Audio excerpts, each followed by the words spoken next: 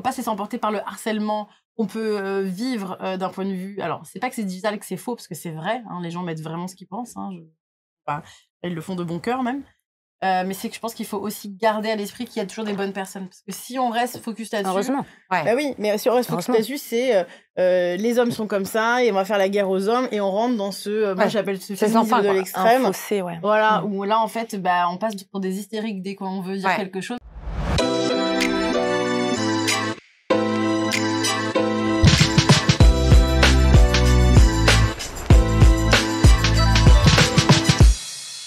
Bienvenue sur ABC Talk Women, le premier talk show 100% féminin sur la chaîne ABC Talk. Et comme d'habitude, elles sont créatives, ambitieuses, elles sont passionnées, passionnantes. J'accueille aujourd'hui des boss ladies, des nanas engagées. Elles sont trop waouh. Vous allez les adorer, les filles. Vous êtes contentes d'être avec nous? Oui. Bah, bien sûr. Ravie. Qu'est-ce qu'elles sont? Trop de beauté. Tu fais belle pour soi. Trop de beauté. On a ton image.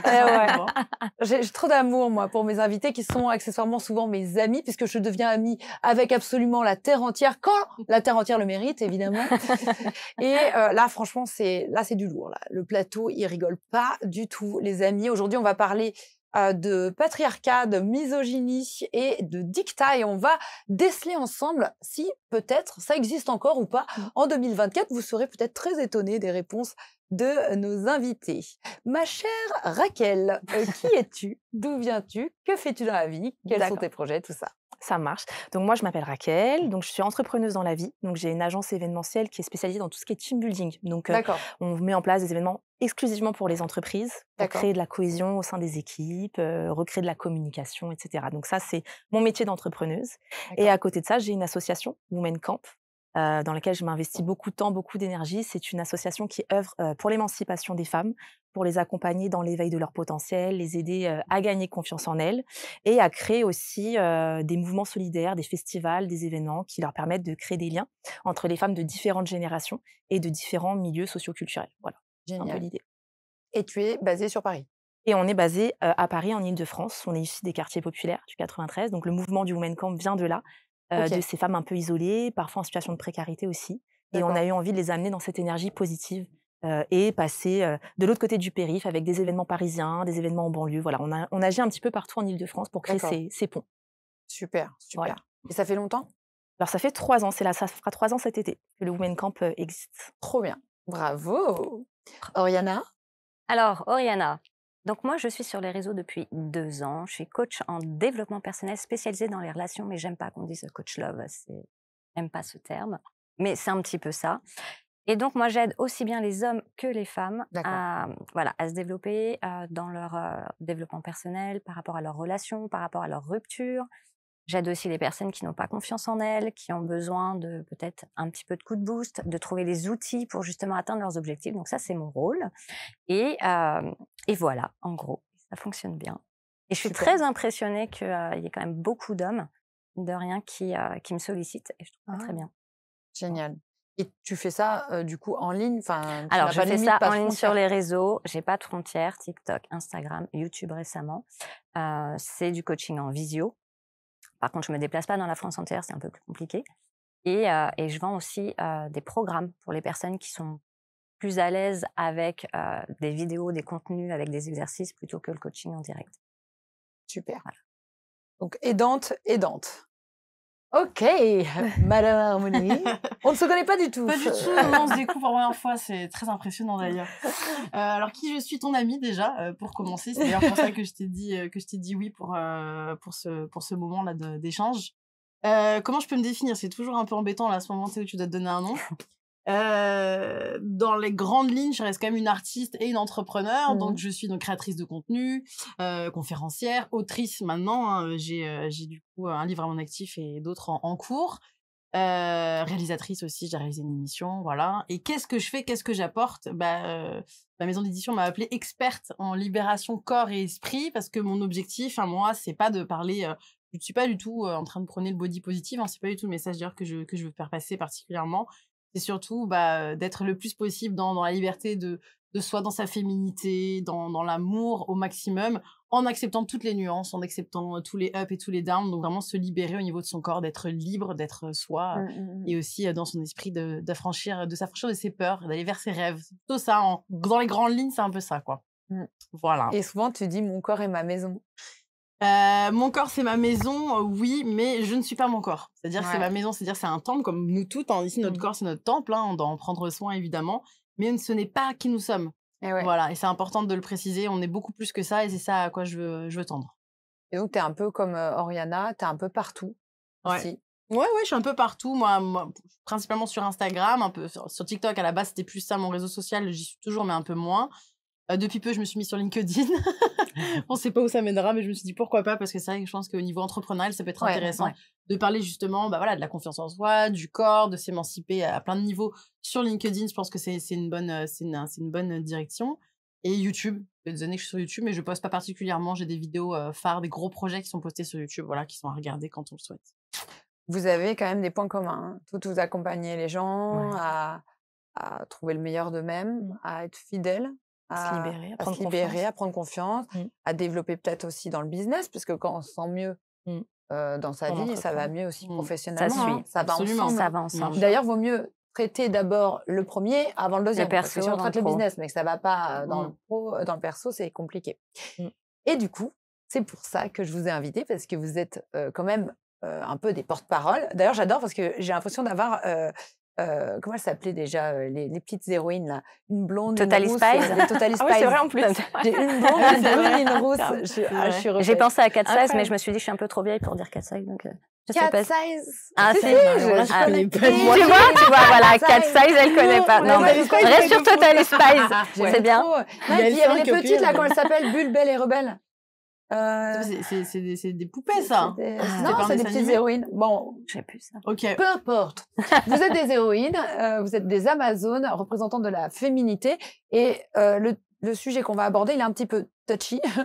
Et donc, il fallait des femmes un peu de caractère qui peuvent aller à la guerre à ce sujet. Le sujet du patriarcat, de la misogynie et des dictats. Est-ce que ça existe encore, les dictats, en 2024 ? Oui. Oui, pour toi, Oriana ? Alors, moi, je suis mitigée. Et si vous voulez, je vous partage un petit peu mon point de vue. Absolument. Alors, j'ai un contenu particulier parce que moi, je suis mon propre produit. Mon image est mon propre produit. Mon compte s'appelle mon prénom, mon nom, Harmonie Albertini. Donc, tout ce que je fais, c'est en mon propre nom, ma propre image. D'accord. C'est un choix, évidemment, parce que c'est ce qui était le plus impactant. Donc, forcément, quand je me montre, même si je vais pas dire « Coucou, je suis en surpoids », j'ai pas besoin de le dire. En fait, on le voit. Bien sûr. Voilà. Donc, pourquoi j'en viens là, c'est que même quoi que je puisse dire, même si je ne mentionne pas ça, les seules fois où mes vidéos vont être virales dans le mauvais sens, c'est-à-dire que l'algorithme va être envoyé à des comptes qui ne sont pas, par exemple, concernés par mon sujet, ça va toujours être des hommes qui m'humilient. Pour autant, c'est terrible, et qui, c'est des hommes. Je faisais l'interview il y a pas longtemps chez Samdira et je lui expliquais que c'était toujours le même type d'hommes, c'était des hommes hétéros, cis, blancs de 20-25 ans qui font de la muscu. Je te jure, c'est toujours les mêmes. C'est dingue. Ça, vous avez un problème, messieurs? Il y a un souci? Ça va pas dans votre vie c'est une frustration, en fait. Ils ont que ça à faire, en fait. Ils s'interdisent tellement, finalement, d'avoir un corps pour eux qui est en mauvaise santé ou difforme ou qui est rejeté par cette société. Donc, tu projettes en eux. Absolument, c'est de la projection, de manière. Il n'y a rien de personnel là-dedans. Mais c'est toujours le même type de profil. C'est 98% ce type de profil-là, quasiment jamais des femmes. Ça peut arriver, mais c'est très, très rare. Bref, tout ça pour dire que là, on peut pas sortir plus de cet état cet état des lieux qu'il y a vraiment de la misogynie et des dictates aujourd'hui en 2024 par rapport à l'opinion des jeunes. Là, pour le coup, c'est des jeunes, parce que c'est toujours la même chose. C'est pas un truc qui arrive une fois. Ça arrive tout le temps. Et tu le comptes en quantité astronomique? Astronomique. Milliers de commentaires. C'est fou. Et c'est tous les jours. Tous les jours. En millions de vues sur les vidéos, Alors évidemment, c'est pas tout le temps, mais quand ça arrive, c'est toujours comme ça. Au début, ça va être viral d'un point de ma communauté, les gens qui sont concernés, puis après, ça part en cacahuète. Pour autant, là où moi j'ai envie de donner une nuance, c'est Internet. C'est-à-dire qu'Internet, c'est beaucoup des jeunes, c'est beaucoup des personnes qui parfois consomment du contenu sans réfléchir. Ça veut pas dire que si on consomme Internet, on n'est pas cultivé, évidemment, on s'entend bien. Dans la vie de tous les jours, quand je vois des hommes, je discute avec beaucoup d'hommes qui ont passé la trentaine, la quarantaine, je trouve qu'il y a une ouverture d'esprit quand même aujourd'hui qui est vraiment différente d'avant. Vraiment. Je le vois ne serait-ce que... Mais vraiment, tu peux pas mettre tout le monde dans le même sac. C'est ça. C'est-à-dire qu'il faut pas se laisser emporter, pour moi, hein, faut pas se laisser emporter par le harcèlement qu'on peut vivre d'un point de vue. Alors, c'est pas que c'est digital, que c'est faux, parce que c'est vrai, hein, les gens mettent vraiment ce qu'ils pensent. Hein, enfin, ils le font de bon cœur même. Mais c'est que je pense qu'il faut aussi garder à l'esprit qu'il y a toujours des bonnes personnes. Parce que si on reste focus là-dessus... Heureusement. Ouais. Bah oui, mais si on reste focus là-dessus, c'est les hommes sont comme ça et on va faire la guerre aux hommes et on rentre dans ce... moi, j'appelle ce féminisme de l'extrême. Fossé, voilà, où là, en fait, on passe pour des hystériques dès qu'on veut dire quelque chose, alors qu'en fait, il faut aussi remettre les choses à leur place. Si tu restes focalisé sur ce qui va pas, et que tu ne prends pas en considération qu'il y a une vraie évolution qui existe, même si elle est moins palpable, parce que les gens intelligents font moins de bruit que les gens cons. Donc forcément, tu vas te focaliser que sur la connerie, alors qu'il y a vraiment, je trouve qu'aujourd'hui, du fait que les femmes parlent et que les femmes prennent le pouvoir, on va pas se mentir, that's true. Il y a quand même beaucoup d'hommes qui aujourd'hui sont impressionnés et ont envie d'apprendre de nous et ils se rendent compte qu'on a une grande intelligence émotionnelle et qu'ils ont beaucoup à apprendre de nous. Donc je dis oui et en même temps je dis il y a une évolution. Ouais, moi je voulais rebondir sur ce que tu dis Harmonie parce que je trouve ça pertinent. Je pense que c'est pas une question d'être féministe, etc. Parce que je pense qu'aucune de nous l'est réellement. Mais moi je le suis. Mais en fait, après il y a peut-être des niveaux des deux. Non, mais en fait, je suis d'accord. En fait, les gens ont galvaudé ce terme. Être féministe, c'est juste avoir des droits et vouloir les revendiquer. Ça veut pas dire écraser un homme. C'est que t'as des gens qui se sont dit féministes. Mais oui. C'est comme les gens qui disent qui font des amalgames avec le terrorisme. C'est exactement pareil. Le féminisme à la base, c'est juste vouloir être une femme qui a des droits, qui veut travailler, qui veut voter. En fait, moi je me considère féministe, contraception ou pas. C'est tout ce qui est radical. Voilà. Et le problème, c'est que les gens associent à féministe à ah non, tu m'ouvres pas la porte, tu me payes pas le resto. Enfin, ça n'a rien à voir. Ou je fais fémène dans la rue. Tu vois. Mais on revient à la même chose, c'est-à-dire que le féminisme, c'est la recherche d'équité. Oui. Parce que l'égalité, encore une fois, ça veut rien dire. C'est l'égalité en quel point? L'égalité au niveau juridique, professionnel, etc. C'est une égalité sur quelque chose de plus concret, de palpable, de financier. Sur Après, il va y avoir le traitement des hommes et des femmes dans le milieu salarial, dans aussi, on se rend bien compte, dans le milieu privé. Quand une femme vient porter plainte ou quoi, elle est pas reçue pareil qu'un homme. C'est des réalités. Pour autant, si on rentre dans ce truc, on fait toujours la guerre. Bah oui. Et qu'on n'accepte pas aussi que, je suis désolée, hein, mais moi j'ai vraiment ce concept, les hommes et les femmes, on n'est pas pareil. Non, on peut pas vouloir l'égalité. C'est-à-dire, on n'a pas le même corps, il fonctionne pas pareil. On n'a pas le même corps, on n'a pas le même fonctionnement émotionnel, etc. Donc moi, c'est vrai que je ne dis plus le mot féministe, non pas parce que je ne le suis pas, parce que c'est comme si je revendiquais quelque chose qui, malheureusement, comme il y a beaucoup de personnes qui sont dans l'extrême, c'est comme ce que je disais sur le body positive, alors qu'en réalité, c'est le truc par-dessus par-là, on voulait juste rendre visible des femmes en surpoids. C'est juste ça. C'est pas méchant, tu vois. Et ça a pris une ampleur où les gens pensent qu'on revendique quelque chose que pour te dire soit gros, c'est trop bien, aucun rapport. C'est genre, ça n'a aucun rapport.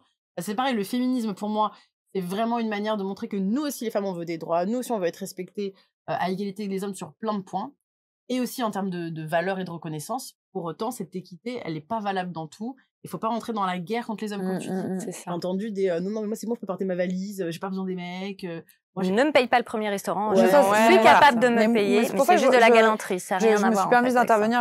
Désolée, Raquel, on va te refaire intervenir, mais moi, je m'entends super bien avec mon père, mon frère, mon mec, et pourtant, je dis que je suis féministe. Moi, mon père est féministe. Donc, voilà pourquoi moi, j'ai l'image de mon père qui est féministe. Mais mon père, il m'a appris à faire du bricolage.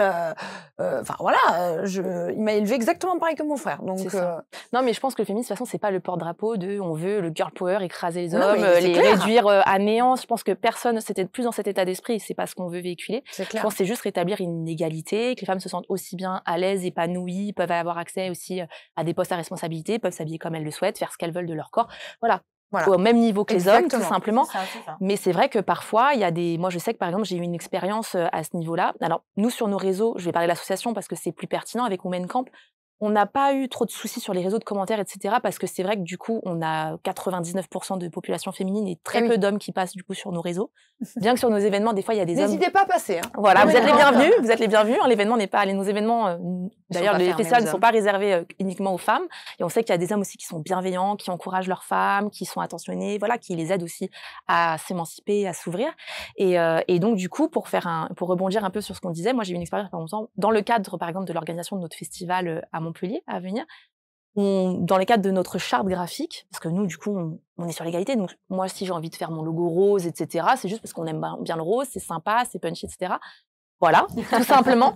Et j'ai quand même des retours de la ville dans laquelle on organise, de Montpellier, qui nous a dit « Ah non, mais c'est une couleur patriarcale imposée aux femmes, vous pouvez pas du tout mettre votre logo en rose, on peut pas communiquer, partager cette communication. » Mais je leur ai dit, mais en ça fait, part dans les extrêmes, quoi. C'est des extrêmes pour moi. C'est des extrêmes. Enfin, je veux dire, tout ça, ce cheminement-là, pour moi, il est un peu, il a pas de sens. À partir du moment où on est une femme, on est bien dans sa tête, on est fier de ce qu'on est, on est en adéquation avec nos projets. Je veux dire que ça soit rose, bleu, etc. Je suis tellement d'accord. Regarde, moi, je m'habille en bleu, le logo de l'émission, il est rose. Ça, pour moi, c'est des couleurs, quoi. Mais oui, et justement, je pense que quand on rentre dans ce type de encore une fois, c'est réflexion, des amalgames. Exactement. C'est des amalgames, c'est des clichés, c'est des stéréotypes. À l'heure d'aujourd'hui, si on a une nation féminine qui on va dire, met en avant la femme indépendante, autonome, puissante, etc., c'est pas parce que notre logo est rose que du coup, on la soumet dans une case.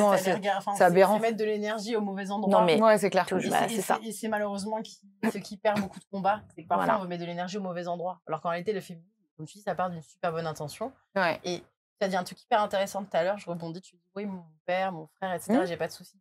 Si tu regardes, c'est mon côté un petit peu plus expert qui va analyser, toutes les personnes que j'entends qui sont en guerre contre les hommes, les femmes, en tout cas, c'est celles qui ont beaucoup de trauma avec les hommes de base. Il faut pas mélanger un combat qui est sociétal avec un combat qui est absolument individuel et traumatique.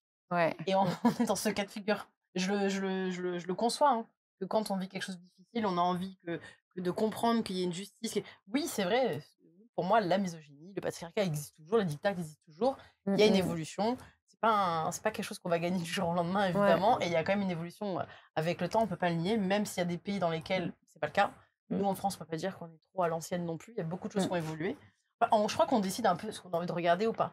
Mais si on reste dans son propre trauma, j'ai plein de discours autour de moi où c'est une violence quand on parle des hommes.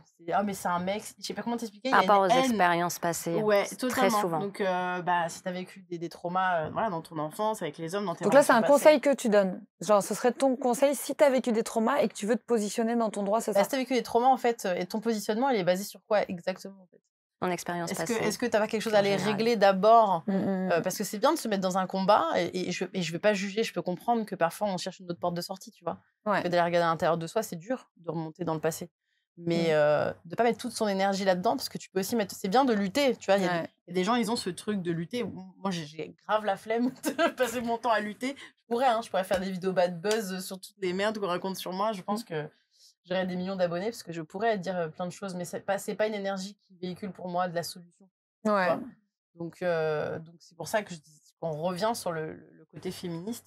Je pense que le féminisme aujourd'hui, il est pas bien vu parce qu'on est parti dans les extrêmes, parce qu'il y a beaucoup d'investissements personnels dedans, plutôt que sociétal. C'est un sujet qui nous touche, nous, individuellement, mais il est sociétal avant tout. Et toi, Oriana, dans tes appels, tes coachings, les accompagnements que tu as avec tes clients, tu vois des hommes, tu vois des femmes, tu vois des personnes traumatisées. Est-ce que tu as des discours comme ça extrêmes, avec des dictats envers les uns, envers les autres? Moi, c'est justement pour ne pas être face au dictat et à la misogynie qu'en fait, j'ai décidé de faire les deux, de faire hommes et femmes en termes de suivi. Parce que je me suis dit, c'est pas parce que je suis une femme que je suis pas capable d'aider un homme, au contraire. Et en plus, on a deux psychologies différentes. Donc, comme tu le disais, donc justement, c'est d'autant plus intéressant. Alors, je le ressens pas trop en coaching. J'ai quand même des femmes, en effet, qui utilisent le terme « tous les hommes sont comme ci, tous les hommes », mais de par leurs expériences, de par leurs traumas. Et donc, c'est là où il faut travailler justement ce lâcher-prise, un petit peu cette résilience pour dire « attention, il y a un trauma, ok, on va travailler dessus ». Mais ça ne veut pas dire qu'aujourd'hui, tous les hommes sont comme ça, que toutes les femmes sont comme ça. Il y a quand même, il y a une nuance. Et par contre, ce que je remarque, pour revenir un petit peu sur ce que disait Harmonie, c'est que moi, j'ai aussi souvent eu des remarques d'hommes, alors plus vieux, pas jeunes, mais plus vieux, en disant, en effet, en fait, ils retiennent que peut-être deux petites secondes de ce que tu dis dans une vidéo, et ils en font tout de suite un amalgame, ils en font tout de suite quelque chose d'extrême. Alors voilà, la féministe de base. Moi, je suis une femme divorcée, donc j'en ai parlé de mon expérience. T'es divorcée parce que justement, tu voulais les allocations familiales. Donc voilà, la femme est stéréotypée. Quand on divorce, on a les allocations familiales et on divorce que pour ça.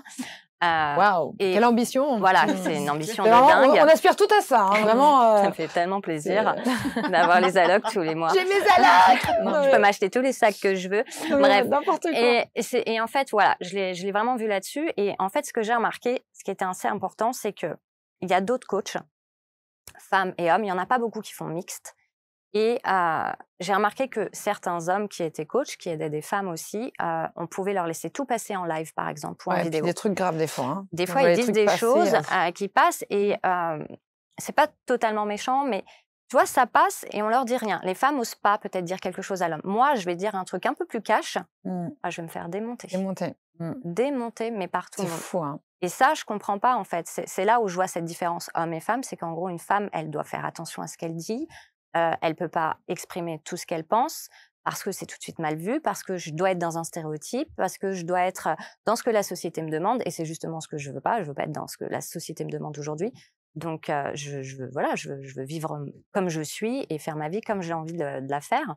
Et c'est ça que j'ai remarqué de très frustrant pour moi, c'est que les hommes m'attaquaient en fait dès que je disais quelque chose, alors que plein d'autres hommes le disent, et même peut-être d'autres femmes, mais alors pas. Quand c'est une femme, ça passe pas du tout, quoi. Donc là, tu viens de répondre au sujet, en tout cas au sujet de la misogynie. Ouais, clairement. La misogynie existe encore en 2024. Alors, il n'y en a pas énormément, heureusement, on n'a pas que ça. C'est là où il faut faire la part des choses. Je pense qu'il y en aura toujours, honnêtement. Je ne pense pas qu'un jour, je le souhaite, mais j'y crois pas trop. Ouais, tu ne crois pas à la société matriarcale, quoi. Donc le patriarcat aussi, tu réponds à la deuxième question, existe toujours. Existe toujours. Alors ça, je l'ai vécu de par mon ancienne expérience quand j'étais en entreprise. Je me suis retrouvée manager responsable face à énormément d'hommes. Je crois qu'il n'y avait que des hommes, d'ailleurs, de mémoire. Et j'avais toujours cette impression de devoir faire plus. Alors, je ne dis pas que les hommes ne doivent pas faire plus ou quoi. Hein, tu vois, c'est vrai que quand tu veux monter les échelons ou quoi, tu dois faire en sorte que tu puisses les monter. Mais j'ai toujours eu cette impression de devoir faire plus que les hommes. J'avais l'impression que c'était beaucoup plus facile pour eux de parler, que ils étaient beaucoup plus attentifs les uns aux autres. Alors que quand une femme parle, j'avais l'impression de devoir prouver plus, de mettre des chiffres plus. Tu vois, j'avais l'impression que mes objectifs devaient être encore plus ambitieux. Et je voyais qu'en fait, quand on remerciait les chiffres, moi j'avais des super chiffres, hein, j'étais trop fière de moi. En plus, j'avais un syndrome de l'imposteur, donc voilà. Et tu vois, les hommes, c'était oh, génial, vas-y, je te tape dans la main. Et moi, c'était ah, c'est bien, Rihanna. Ouais. Comme si c'était normal. J'ai fait le double, quoi, quand même, tu vois. Ouais. Les femmes, ça leur titille peut-être l'ego, non? Je pense qu'il y a un truc comme ça ou... Je le dis, j'espère qu'il ne regardera pas la vidéo. J'avais un patron qui avait un ego surdimensionné sur la fin. Et ce qui me d'ailleurs, était assez représentatif, c'est qu'il travaillait qu'avec des femmes en dessous de lui. Très peu d'hommes. C'était assez révélateur. Bien sûr. Il n'avait pas envie qu'on lui prenne sa place. Et du coup, tu vois, c'était le calife. Et du coup, c'est vrai qu'il y avait cette guerre d'ego, je pense. Et quand tu avais des idées ou quoi, en fait, ils se les appropriaient, tu vois. C'était un peu le côté face au directeur qui était un homme aussi. On me le remonte souvent, moi, sur les réseaux, des filles qui me racontent qu'on leur a volé leurs idées, leurs projets. Je dois avoir facile 20 ou 30 témoignages comme ça dans les 6 derniers mois. C'est fou. Je pense que ça existe aussi pour les hommes. Certains hommes aussi doivent se faire peut-être, voilà. Mais c'est vrai que pour les femmes, je trouve qu'on a toujours eu besoin de faire plus. C'est ça que je trouve un peu dommage. C'est pour ça que sur les réseaux, je me suis lancée sur les deux, en fait. Je dis, moi, je ne fais pas que les femmes ou que les hommes. J'estime que des peines de cœur, j'estime que du développement personnel ou des traumas, on fonctionne quand même de la même façon, en fait. Le traumatisme, il va peut-être sortir avec de la dépendance affective ou avec un attachement évitant, tu vois, tout ça. J'estime que je travaille aussi bien avec les hommes et les femmes pour les aider ensemble parce que ce que je dis tout le temps sur les réseaux, et qui n'est pas bien compris, c'est qu'on n'est pas adversaires, les hommes et les femmes, on est censés être complémentaires.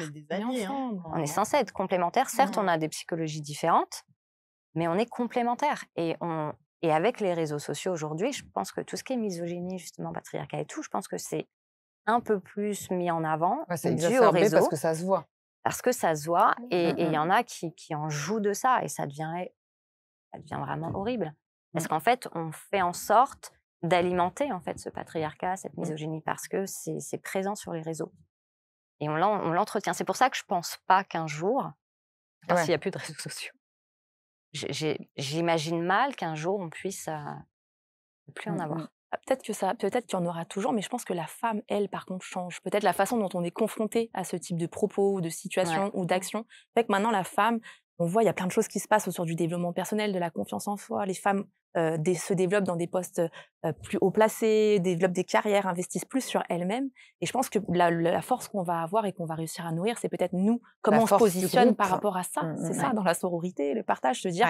On s'en fout, en fait. On est qui on est, on fait ce qu'on aime. Ceux qui veulent suivre et commenter positivement, tant mieux. Les autres, je pense que c'est plus un détachement émotionnel, en fait, qu'on va avoir au fur et à mesure qu'on va prendre confiance en nous et se développer. Parce que les hommes, finalement, je pense, sont et resteront plus ou moins ce qu'ils ont toujours été. Mais en revanche, on voit que du côté de la femme, ça change beaucoup. Ça change. Ils peuvent évoluer aussi comme nous, on l'a fait. Hein.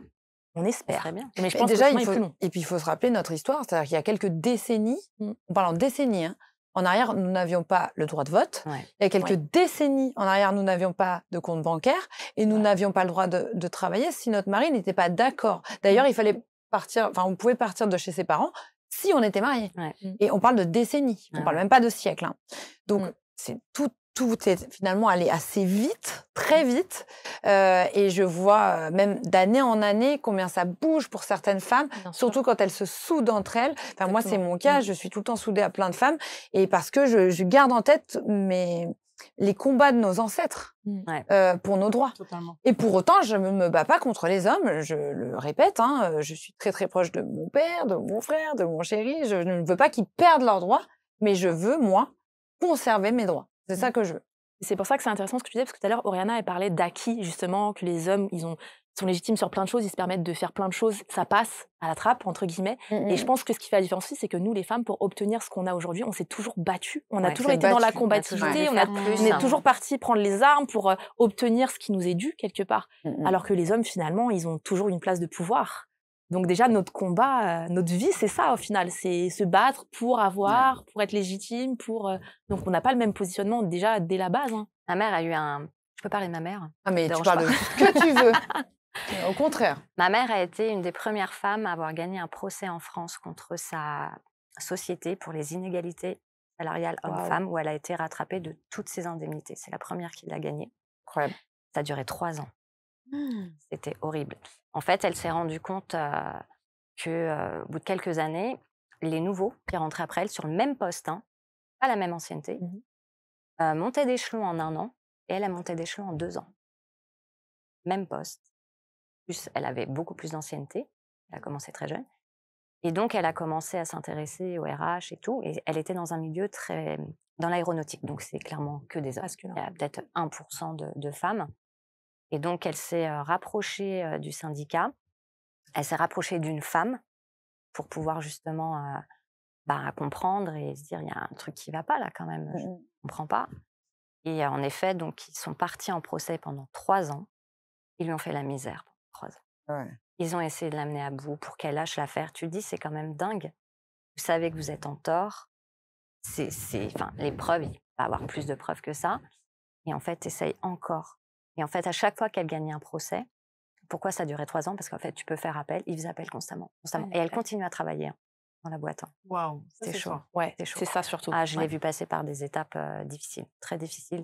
Parce que faut tenir, parce qu'ils lui donnaient les plus gros dossiers à gérer. Ils essayaient de la faire partir petit à petit. Pression psychologique. Et donc, ça a été jusqu'à... Alors, je ne sais plus c'est lequel, le dernier procès, où en fait, là, tu ne peux plus faire appel derrière. Je sais pas comment il s'appelle. Et là, elle a gagné. Et donc, ils ont rattrapé toute l'ancienneté avec les indemnités qui lui devaient être des échelons. Donc, ils ont vraiment tout rattrapé sur plus de 20 ans. Plus la retraite. Plus de 20 ans. Ouais. Wow. Plus la retraite, parce que la retraite, elle se basait sur ce qu'elle gagnait. Mais finalement, c'était pas... Oui. Elle a tout gagné. Ça a tout changé. Ça a dû changer sa vie, ce procès. Il mérite à être ça a été ce procès. Alors, honnêtement, ça a été très dur. Je voulais inviter ma mère sur le podcast pour en parler. Ça a été une épreuve. Alors, elle en a beaucoup parlé déjà. Elle a été sur les médias, elle en a beaucoup. Là, elle veut plus en parler. C'est du passé. Je pense que ça l'a... Je pense que c'était épuisant pour elle. C'était très éprouvant. Puis, elle avait 2 enfants. Moi, j'étais... Quel âge? 20-25 ans, comme ça, à ce moment-là. Donc, elle nous gérait, nous aussi. Enfin, tu vois, nous gérait, non, je ne changeais pas les couches. Pas à 25 ans, heureusement. Mais elle avait aussi 2 enfants, et son mari à gérer, la maison et tout. Et je pense que ça a été quelque chose où elle veut plus en parler parce que ça a été très, très dur, même si elle a continué à plaider cette cause, puisqu'elle s'est syndiquée. Dans la société, il y a d'autres femmes qui ont été dans le même cas qu'elle. Le peu de femmes qu'il y avait, donc elle a continué un petit peu. Je pense que là, elle ne veut plus en parler parce que... c'est quelque chose, je pense, qui se rouvre. Tu sais, c'est une cicatrice qui se rouvre, en fait, à chaque fois. Elle se remémore un peu et cette tension qu'il y a eu, c'était vraiment pas facile. Donc, un conseil que tu donnerais à des personnes qui se retrouvent dans une situation dramatique dans une société. Moi, je l'ai vécu aussi. J'ai attaqué au prud'homme et j'ai gagné aussi. J'ai été ta mère, à petite échelle, parce que je n'étais pas dans l'aéronautique. Mais quel conseil tu donnerais à une femme aujourd'hui qui vit soit le harcèlement au travail, soit, on va dire, des abus quelconques par rapport à son salaire, par rapport à ses vacances, par rapport à ses droits, qu'est-ce qu'elle doit faire? Il ne faut pas avoir peur, en fait, d'aller tout de suite voir les bonnes personnes autour de toi. Tu ne peux pas, en fait, lancer le combat toute seule. Parce que tu as peur, parce que tu as la pression. Je pense qu'il faut tout de suite que tu ailles clairement voir quelqu'un qui peut défendre tes droits, te confier et y aller. Et y aller clairement, quoi. Mais je comprends que ça puisse faire super peur parce que tu te dis, est-ce que ça va aboutir? Quelle pression je vais avoir? C'est quand même... je me nourris en plus avec le salaire que je gagne. Donc, est-ce qu'ils sont capables de faire quelque chose? Est-ce que ça va être tenable, l'ambiance, quand je vais venir? Parce que tu peux pas quitter ton taf comme ça, en fait. C'est pas possible, tu vois. Tu as une famille à nourrir, tu as un loyer à payer. Donc, moi, je dirais, faut vraiment s'entourer de personnes, à la rigueur, se renseigner peut-être maintenant avec Instagram. Il y a énormément de groupes qui sont autour de ça, de se renseigner et de pas lâcher. Parce que, en fait, si tu ne fais rien, je vais être dure. Tu peux pas te plaindre. Tu fais rien. Si tu fais rien, en fait, ça sert à rien de te plaindre parce qu'il n'y a que toi qui peux mettre en place les choses. Il faut y aller. Quitte à ce que ce soit difficile, mais quitte à se faire entourer aussi pour pouvoir supporter cette épreuve. Très bien. Donc, on vient de prouver finalement que donc, la misogynie, le patriarcat, ça existe. On va revenir sur les dictats, les filles. Parce que les dictats, il y en a plein. Il y a mange pas ci, porte pas ça. Tu devrais pas faire ce travail, tu devrais pas dire ça, t'es une traînée. Ça, j'en ai eu plein. Ah, vous en avez plein. Moi, il y a 2 ans. Finalement, misogynie, il y a encore. Patriarcat, tout est là. Elle est formidable, cette émission. Vraiment, c'est l'émission de la joie. N'hésitez pas à nous mettre tellement de bonne humeur. D'autres choses formidables en commentaire. Qu'est-ce qu'on s'est marre? N'hésitez pas à nous mettre des petits commentaires misogynes, on a l'habitude. On va se faire défoncer. Et on fait tourner les serviettes. C'est formidable. Là, j'ai perdu 70 000 abonnés sur mon compte. À l'instant présent, j'ai plus d'hommes. Non, mais incroyable. Tu voulais dire quelque chose par rapport au dictat maintenant, ma chère. Quand je me suis lancée sur les réseaux, donc j'avais 40 ans. Ouais, je sais. Je voulais dire que j'avais 32 ans plus 10, mais c'est pas trop. Il y a 2 ans, en fait, quand j'ai voulu me lancer sur les réseaux, alors j'ai eu un dictat de dingue. Non, mais attends, t'as 40 ans. À 40 ans, on se met pas sur les réseaux, clairement. Il y a que des influenceuses, il y a que des blondes. Ah bon? Non, tu vas pas sur les réseaux, en fait. C'est pas du tout... Voilà, c'était le dictat clair, en fait. À 40 ans, tu n'y vas pas. Ta place, c'est à la maison avec les enfants ou dans un petit bureau, mais les réseaux, c'est pas pour toi. Et qui te disait ça? C'était les commentaires? Mon entourage. Sympa. Qui ne l'est plus. Bisous l'entourage. Vraiment, vous êtes géniaux. Je vous inviterai à mes prochaines soirées. Ça fait plaisir, vraiment. Alors, il y a certaines personnes de mon entourage, mais qui n'étaient pas proches de moi. Il y a eu des amis proches, mais je pense que c'est plus une peur. Tu vois, c'est ce que tu disais tout à l'heure, en fait. Quand tu émets une critique ou un jugement que tu penses bienveillant, c'est surtout... Bon, pour toi, c'était pas spécialement bienveillant. Non, mais voilà. Prends soin de ta santé. Mais voilà, c'est bienveillant, mais en fait, c'est surtout ta propre peur, parce que c'est la propre chose que toi, tu ne ferais pas, en fait. Tu vois, en fait, tu te projetes dans ce que la personne va faire, et en fait, tu dis, ah non, mais tu peux pas faire ça, parce que toi, tu n'es pas capable de le faire. Ils se parlent à eux-mêmes, en fait. Mais moi, je ne suis pas toi. Donc, j'ai eu cet entourage-là. J'ai eu mon métier, parce que je suis quand même partie au top de ma carrière. Je leur ai dit, ils m'ont proposé un super poste avec augmentation de dingue. J'étais au top. Je leur ai dit, non, je pars. Ils m'ont dit, comment ça, tu pars? Je vais être coach. Ils m'ont dit, pardon? Quoi? Elle a pété un câble, ça y est. Ouais, complètement. Je vais être coach sur les réseaux sociaux. Coach est là. Et ils me disent, mais coach de quoi? J'ai dit, tu sais, les relations amoureuses, puis même le business, le machin, tout ça. Ils m'ont dit, ah, tu vas être sex coach? Non, je vais pas dire sex coach. J'ai dit coach. Mais quel rapport? Oui, quel rapport? Et du coup, dans l'ordre, il y a sexe pour ces messieurs. Exactement. C'est indissociable. Et du coup, ça. C'est pas love, c'est friend. Tu sais, c'était le contraste tellement extrême qui dit, mais tu peux pas faire ça. Enfin, c'est. Donc, tu mentionnes surtout pas le nom de la société. Hein, Oula. Ouais, non, c'est Elle est perdue. L'entreprise. Voilà. Personne n'y croyait. Personne, à part mon mari, m'a soutenu. Mes parents étaient un peu... Alors, mes parents ne sont pas non plus dans l'ère des réseaux, donc je pense que c'est quelque chose qui les dépasse. Je pense que j'ai dû leur dire 15 fois ce que je faisais. Peut-être toujours pas compris, papa, maman, je vous réexpliquerai. Mais ouais, c'était ça. Et puis, quand je me suis lancée tout au début, alors TikTok en premier, ouais, j'en ai eu pas mal. Tu sais, je pense que quand on est dans l'entrepreneuriat, monte tes seins. Surtout sur TikTok. T'as des rides. TikTok, moyenne d'âge, 12 ans et demi. Ouais, c'est ça. Je mettrai un filtre la prochaine fois.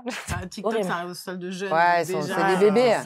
Ouais. Ouais, rien, TikTok, hein. Non, mais non. L'habitude. J'ai commencé avec TikTok aussi. Mais non, c'était bien pour se propulser. Pour se lancer, pour se donner l'habitude de le faire. Même encore 2 ans. Alors, je sais pas, j'ai l'impression que TikTok, c'est plus du tout la même chose. Mais c'est comme tous les réseaux sociaux, ça change, l'algorithme change et l'orientation change. Mais aujourd'hui, c'est moins mon cœur de cible, tu vois.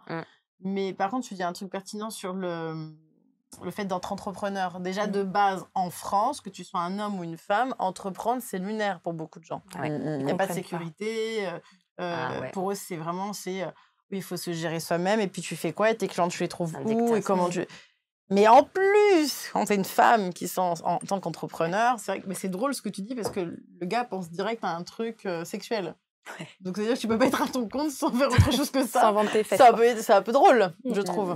Mais pour autant, c'est vrai qu'en tant que femme entrepreneur, c'est encore plus compliqué parce que, en vrai, ça revient à la même chose qu'on dit depuis le départ. Comme il y a des dictates et qu'on est toujours dans cette société patriarcale dans laquelle on s'émancipe, on doit encore plus prouver. En tant que femme entrepreneur, je remarque qu'il y a beaucoup de femmes qui se sentent presque, et je l'ai fait à une époque, obligées de dire leur chiffre d'affaires pour être crédibles dans ce qu'elles font. Tu vois, quand elles sont entrepreneurs, très souvent. Et ça, je le remarque. Moi, je le vois à mon échelle, tu vois, dans les dictats. Je suis un dictat moi-même. Je n'ai pas le droit d'être grosse pour si je veux être aimée, si je veux m'accomplir professionnellement. Et un tas de choses, il faut que je prouve tout le temps. Et je me rends compte qu'un homme, par exemple, qui est en surpoids, on ne va pas lui demander s'il a une femme ou si... On va dire qu'il est drôle, il est marrant. Ouais, il y en a plein, hein, sur TikTok. C'est un bon un nounours qui boit de la bière, et on met ta tête sur son ventre, et c'est voilà. Moi, j'ai le sentiment... Alors, je pense qu'il y a un côté, et je suis totalement consciente, traumatique, où j'ai eu le sentiment de devoir prouver à mes proches que c'est pas parce que je suis grosse que je suis en échec dans cette famille ou dans ce clan qu'on est, tu vois, où il y a des valeurs. T'en parles dans ton livre, d'ailleurs, on en parlera tout à l'heure. J'en parle dans mon livre. Je l'ai mis là, comme si, genre, vous voulez le voir? Il est beau, c'est vrai. Faut le montrer. Quel joli livre. Il est beau. On en parlera plus tard. Mais je pense qu'il y a un effet, il y a un impact traumatique où je suis en compensation et dans les dictates. Et là, moi, je parle de surpoids, mais ça marche pour n'importe quoi, en réalité, tu vois. Peu importe, dès que tu sors de ce fameux standard qu'on nous a imposé, qui est une certaine norme de corps, d'apparence, de comportement, de tenue, de discours, d'attitude, peu importe. Dès que tu sors de ce standard qui a été créé, je pense, pour un tas de raisons. On va pas parler de capitalisme, on va pas parler d'oppression, bref, pour plein de raisons. Et j'ai l'impression qu'il faut qu'on compense tout le temps. Et moi, j'ai le sentiment de devoir toujours compenser. Et j'en parlais il n'y a pas longtemps, parce que j'ai eu des soucis de santé qui m'ont obligée à arrêter le crossfit, clairement, définitivement. Et c'était dur, parce que j'ai enfin trouvé un sport qui me plaisait, etc. Mais en fait, j'ai eu le sentiment d'aller très loin dans le sport pour prouver, tu vois, parce que oui, je suis grosse, mais je fais du sport, hein. Et puis, je suis capable de soulever ta mère, tu vois. Donc, respecte ton frère, ton oncle. Et plein de choses comme ça. Et en fait, j'ai le droit d'être sexy. Et plus tu te revendiques d'une certaine manière, c'est un comportement compensatoire et qui est en vrai triste, tu vois. Et plus les années passent et que je mature, etc. Alors, moi, j'ai pas l'âge, tu vois. On a chacun notre petit truc, parce qu'on a toujours un truc à nous redire. Hein. Et encore, on n'est pas loin, là. Hein. Soit, arrête. Soit t'es pas assez jolie, soit t'es trop jolie, donc t'es conne, évidemment. Soit prothèse, soit t'es refaite, donc prothèse, pas de cerveau, blonde et pas de cerveau. Faites la connexion. Voilà, on sait pas, mais apparemment ça marche, ça marche. Bref, on vit tous ça. Il y a toujours quelque chose à redire. Et je reviens vraiment sur cette idée de devoir toujours compenser, mais en même temps, là où c'est positif, c'est que ça nous met un boost. C'est clair. Parce que c'est quoi ta meilleure... J'ai pas envie de dire vengeance, mais vas-y un peu quand même. Le meilleur toc que tu peux faire de dire, oui, mais en fait, ça marche, quoi. 2 ans après, je suis là, tout fonctionne, et donc... c'est une revanche. C'est une revanche personnelle. Mais t'as quand même envie d'envoyer des fucks. Mais c'est bien, t'as pas besoin, en fait. C'est ça qui est classe, t'as pas besoin. Ton succès parle de lui-même, et du coup, tu inspires d'autres femmes à prouver que non. Que ce soit pour toi, c'est en haut ta carrière, peu importe ton âge, tu peux divorcer. On a tous un peu notre combat, parce que je crois qu'il y a tout le monde qui a quelque chose à revendiquer. Tout le monde est leader d'opinion de quelque chose. Et quand on est une femme, encore plus, et c'est ce qui permet, et c'est pour ça que je pense qu'il y a une sororité aujourd'hui, c'est que plus on se permet d'être nous-mêmes et de se dire, voilà, ok, j'ai tel parcours, mais en fait, je ne suis pas condamnée à ça parce que je peux être une femme indépendante, etc., etc. Je pense que c'est ça qui nous pousse à inspirer les autres à en faire de même. Hein. Donc là, on vient juste de traumatiser, malgré tout, nos auditrices, patriarcat, dictat, etc. Mais je pense qu'il y a une issue non, il y a une belle issue à là. ce beau discours. Là, on y arrive. On y arrive au positivisme. Avec la dame en jaune. Voilà, la dame en jaune qui s'appelle Harmonie Albertini. Donc, est-ce que vous auriez toutes des conseils à donner à une personne qui a soit peur de la misogynie, soit peur du patriarcat, soit qu'il subit, soit peur aussi de se mettre en avant, de se lancer dans l'entrepreneuriat. C'est quoi, en fait, finalement, la solution pour sortir, malgré ce terrain, se mettre en avant, oser, y arriver, y croire, et puis être libre malgré tout? Qu'est-ce qu'on fait, mesdames? C'est vrai que comme j'en parle dans mon livre, c'est très chiant, on dirait que c'est mon interview, c'est très long.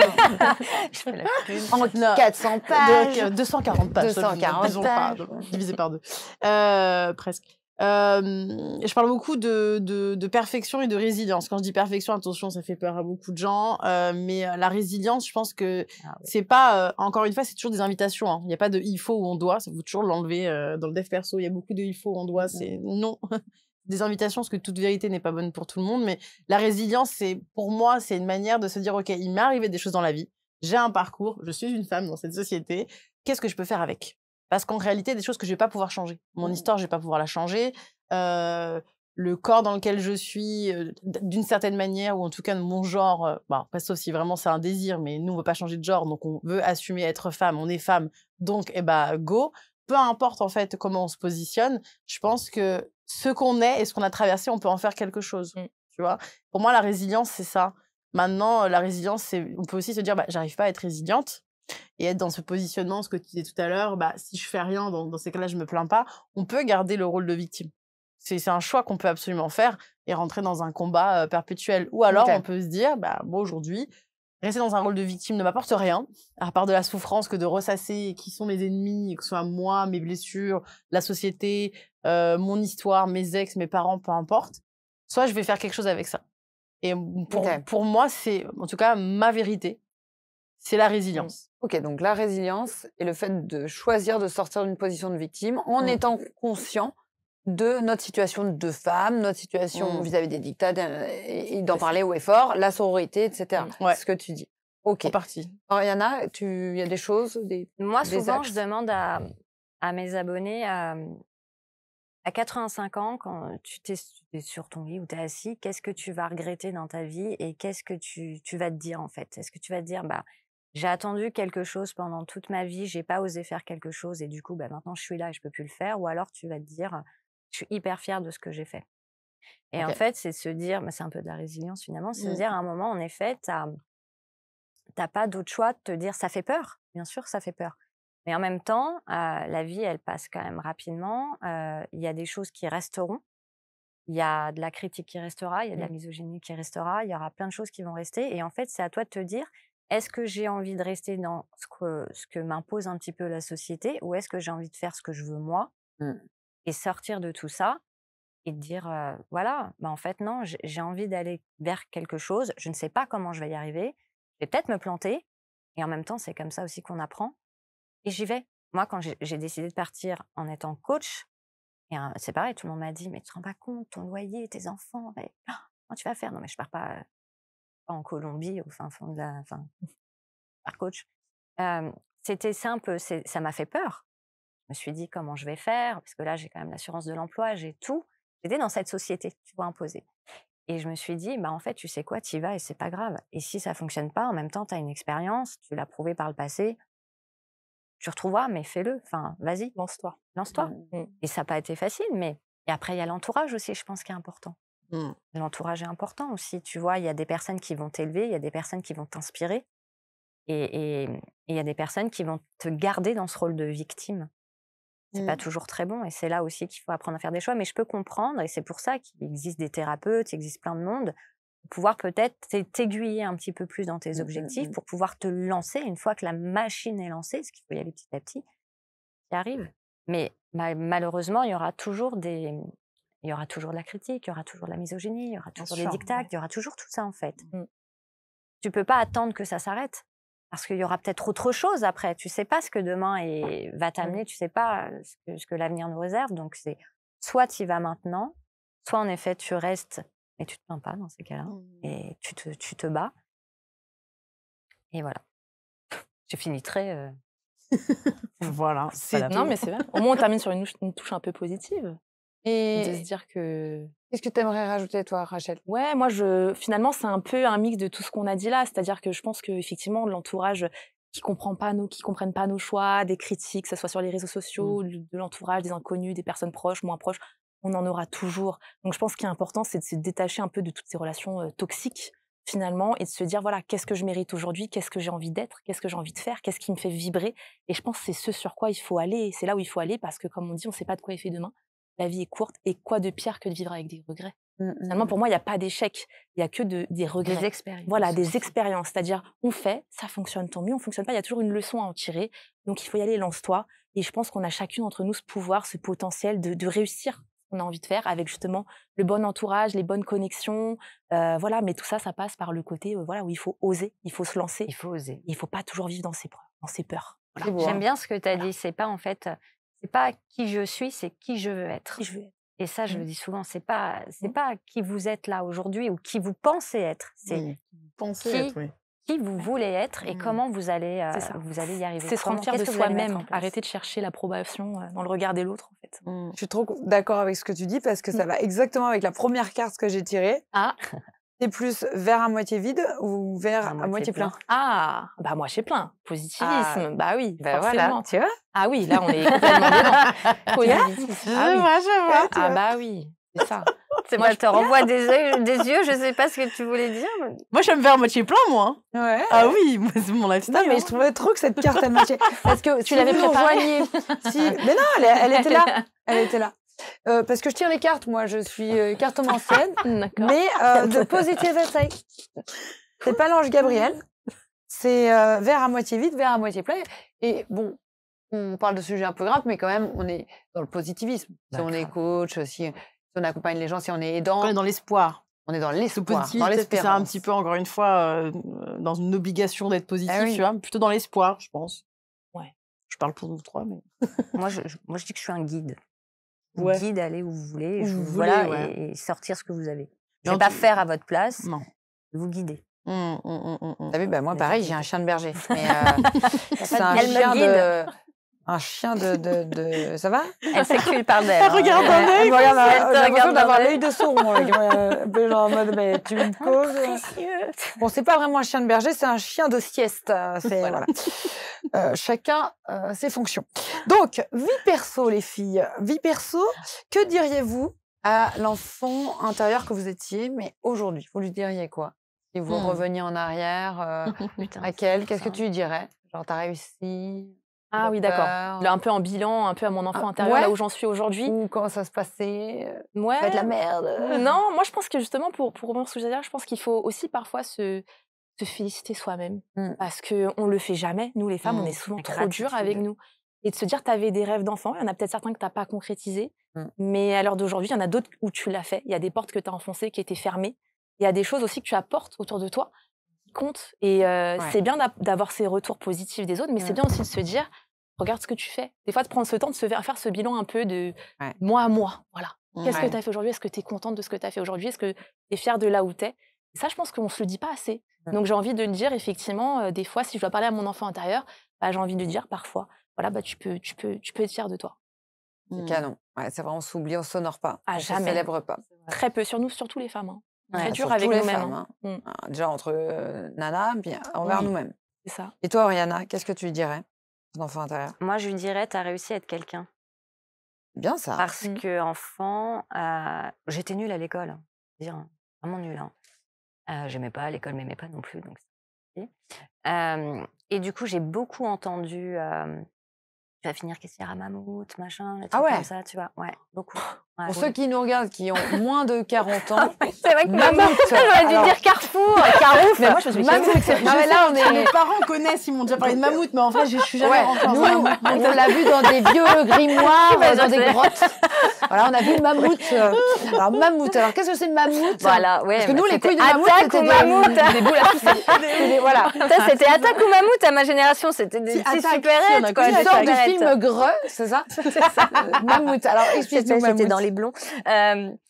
C'était un supermarché, quoi. Et en fait, c'est vrai qu'on me disait que par rapport à mes notes, par rapport à... Alors, j'étais une élève très gentille, mais en fait, on me disait que j'allais pas faire d'études et j'avais plein de rêves. J'ai jamais vraiment su ce que je voulais faire. D'ailleurs, j'ai un parcours où j'ai fait vraiment tout n'importe quoi. Exactement. Mais je suis vraiment passée par tous les métiers du monde, je pense. Et enfin, pas tous parce que j'avais pas les études pour. Mais et du coup, en fait, c'est vrai que j'avais un peu peur et je suis vite rentrée dans ce qu'on attendait de moi dans la société. Et à 30 ans, j'ai complètement vrillé dans ma tête. Et c'est là où, en fait, je peux dire à mon enfant intérieur aujourd'hui, tu vois, ça a pris du temps, mais à un moment, tu as eu un déclic et tu as tout défoncé derrière. Ça n'a pas été simple. Tu vas passer par des moments hard, mais là, tu vas tout déchirer, quoi. Donc, tu avais 30 ans quand tu t'es lancée dans le coaching? Non, pas du tout. C'est plus tard, mais déjà, en fait, il y avait un chemin... À 30 ans, j'ai commencé à mûrir mon divorce. Déjà? Et ça t'a pris combien de temps de partir? 32 ans. J'étais divorcée à 32 ans. 15 ans. Ouais. Ça faisait 15 ans que tu étais avec? Oui, tu t'étais mis avec jeune. Ouais. Ouais, 15 ans, c'est un vol long courrier, là. Je regrette absolument pas. Hein. C'est un très bon papa. Il n'y avait pas de toxicité. C'est juste qu'en fait, comme je te dis, je pense que j'étais dans une vie qui n'était pas la mienne, celle qu'on m'a imposée. Celle que mon éducation m'a imposée. Et en fait, on avait des chemins différents. Et j'arrivais plus et je me projetais plus. Oui, et puis la vie est un cycle, on change aussi. Et voilà. Et c'est là où j'ai enfoncé les portes au niveau carrière aussi. Et ouais. C'est là où je suis rentrée dans une petite boîte, je connaissais rien au commerce, mais rien. Où je suis rentrée dans une boîte, j'étais secrétaire médicale, j'ai lâché le boulot. Je suis partie dans le commerce, j'étais chargée de clientèle avec bonjour, vous avez un souci? Oui, alors je vais regarder votre dossier. Et en 2 ans, je suis montée responsable d'une équipe. J'ai tout enfoncé. Pas de diplôme, pas de master, machin. Donc, je suis hyper fière de moi. J'ai continué à évoluer et c'est là où j'ai découvert le coach parce que j'ai été coachée professionnellement parce que syndrome de l'imposteur. Puis quand tu viens d'un petit poste où tu montes des échelons très rapidement, il faut pouvoir absorber tout ça parce que tu deviens quand même manager de tes collègues et tu deviens même manager de certains de tes managers. Ils deviennent aussi tes collègues. Donc, c'est pas simple à vivre. Et c'est là où j'ai découvert le coaching que j'ai adoré. Et c'est là où j'ai commencé un peu à me former dessus. Et je suis partie il y a 2 ans. Et voilà. Donc, on est parti pas du tout par rapport à ta question. On est parti complètement. Voilà. Dire, même, j'ai oublié la question. C'était l'enfant intérieur. Donc, je dirais à mon enfant intérieur, tu vas devenir quelqu'un. Ok. Très voilà. Bien. Et toi, Harmonie, tu dirais quoi, ton enfant intérieur? Tu lui parles souvent, toi, dans tes livres. T'as des conversations? Je parle de la mamie intérieure dans mon livre. Ouais. C'est un autre concept, mais qui est un concept un peu plus rigolo. Mais sur l'enfant intérieur, je le dis souvent, c'est vrai que j'ai été une enfant à la fois très joyeuse et très triste, très seule, parce que je comprenais pas qui j'étais, je me sentais pas compris et accueillie telle que j'étais. J'ai envie de lui dire, quoi que tu fasses, et peu importe la direction que tu vas prendre, peu importe ton corps aussi, parce que ça a vraiment été un gros sujet, hein, moi, dans ma famille et dans mon enfance, mon adolescence et même l'âge adulte. Hein. Mais depuis l'enfance, on m'a torturée avec ça. En fait, peu importe tout ça, tu pourras atteindre tous tes objectifs. Peu importe l'image qu'on aura de toi, ta sensibilité, ta créativité, que tu te trompes, tu vas réussir. Mon gros syndrome de l'imposteur aussi, je m'en suis rendu compte l'année dernière, moi, tu vois. Je m'en étais pas rendu compte avant. Et je lis toujours d'ailleurs, je comprends pas que mon livre se vend. Il reste toujours un petit peu. Je suis toujours un peu à l'ouest. Moi, j'ai l'impression d'avoir une vie absolument classique et en parallèle, les gens qui racontent ma vie. Genre, je me dis, ok. Bon, pour moi, c'est simple. Genre, alors que ma vie est un peu ouf. Pour le petit parallèle, quand je suis venue là dans le studio, là, je suis venue en voiture avec alors, c'est pas ma voiture, hein, c'est la voiture de mon conjoint, une grosse voiture. Et je suis là tranquille et je me dis, oh, mais je connais ce quartier. Et c'est très impressionnant parce que c'est de venir là. Alors là, c'est une discussion tranquille. Tu vois, je fais une interview pour mon livre, parce que je fais que des interviews pour mon livre en ce moment. Donc c'est pour ça que je me dis, quand même dit dans mon livre. Et là, je passe. Alors je sais pas si la société existe encore. Je passe devant anciennement les éditions Bayard, où j'étais j'étais standardiste dans un sous-sol. Il y a... C'est fou ça, t'étais déjà dans l'édition.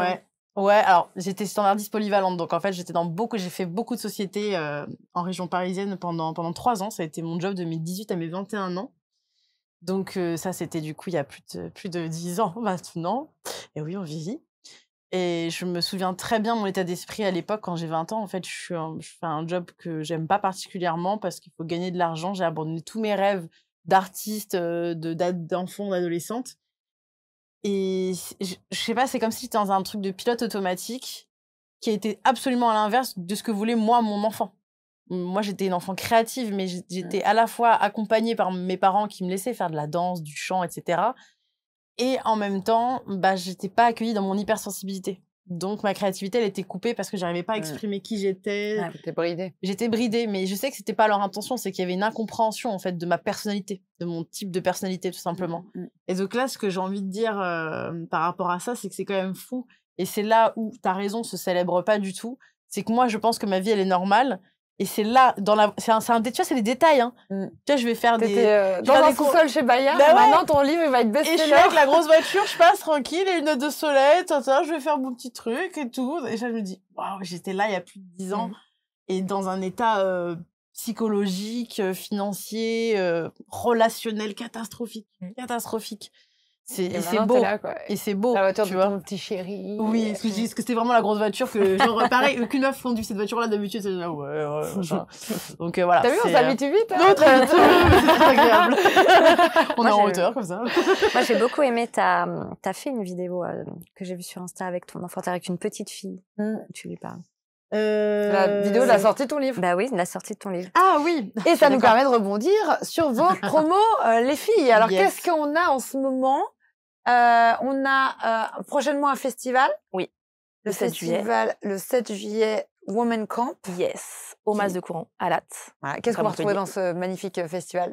C'est un peu l'événement incontournable de cet été. Pour toutes les femmes qui nous regardent, qui ont des projets, qui ont des ambitions, qui ont besoin d'un coup de boost, de développer leur réseau. On aura un marché d'entrepreneuses, une zone de conférences, des animations et des initiations au sport, à la danse, au fitness, du yoga, plein de choses, des activités toute la journée.